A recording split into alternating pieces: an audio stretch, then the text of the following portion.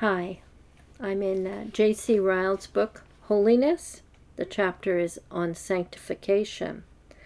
The last time we talked, we heard Ryle cautioning against religion of only talk and feelings without deeds and discipleship. So Ryle continues now on sanctification here. He says, true sanctification does not consist in outward formalism and external devoutness. This is an enormous delusion, but unhappily a very common one. Thousands appear to imagine that true holiness is to be seen in an excessive quantity of bodily religion, in constant attendance on church services, reception of the Lord's Supper and observance of fasts and saints' days, in multiple bowings and turnings and gestures and postures during public worship, in self-imposed austerities, and petty self-denials, in wearing peculiar dresses, and the use of pictures and crosses. I freely admit that some people take up these things from conscientious motives and actually believe that they help their souls. But I am afraid that in many cases, this external religiousness is made a substitute for inward holiness. And I am quite certain that it falls utterly short of sanctification of heart.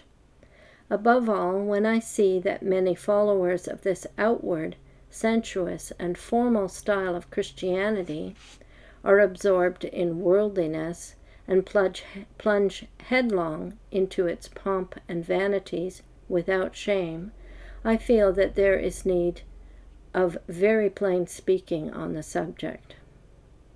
There may be an immense amount of bodily service, while there is not a jot of real sanctification.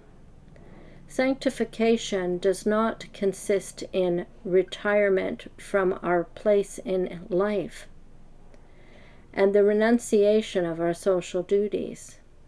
In every age, it has been a snare with many to take up this line in the pursuit of holiness.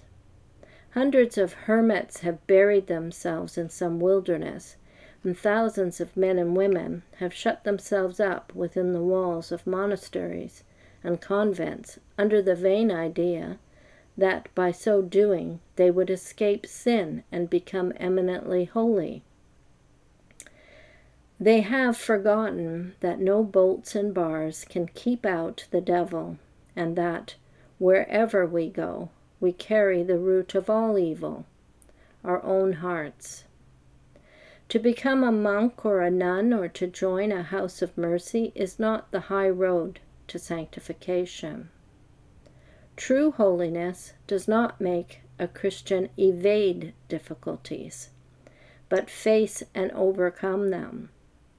Christ would have his people show that his grace is not a mere hothouse plant, which can only thrive under shelter, but a strong, hardy thing which can flourish in every relation of life.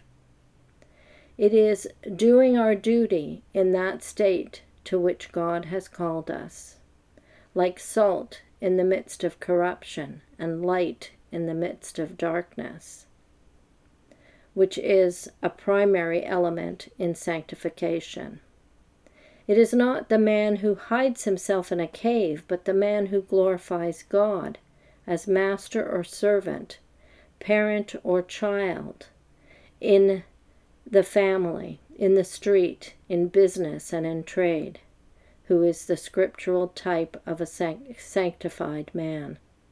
Our Master himself said in his last prayer, I pray not that thou shouldst take them out of the world, but that thou shouldst keep them from evil. That was John 17, verse 15. Sanctification does not consist in the occasional performance of right actions. It is the habitual working of a new heavenly principle within, which runs through all a man's daily conduct, both in great things and in small. Its seat is in the heart, and like the heart in the body, it has regular influence on every part of the character. It is not like a pump which only sends forth water when worked upon from without, but like a perpetual fountain, from which a stream is ever flowing spontaneously and naturally.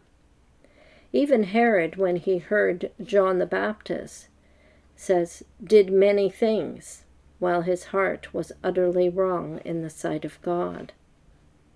Just so, there are scores of people in the present day who seem to have spasmodical fits of goodness, as it is called, and do many right things under the influence of sickness, affliction, death in the family, public calamities, or sudden qualm of conscience. Yet all the time, any intelligent observer can see plainly that they are not converted, and that they know nothing of sanctification. A true saint, like Hezekiah, will be wholehearted. He will count God's commandments concerning all things to be right, and hate every false way. I'm going to link here a video which is from a sermon. It's a message for all ex-Jehovah's Witnesses. So although it wasn't directed to us ex-witnesses, I just found this sermon to be one especially useful to ex-witnesses. A threefold conversion. So it's part 1 of 3 videos. You can follow the links to hear the whole thing. Thanks for listening.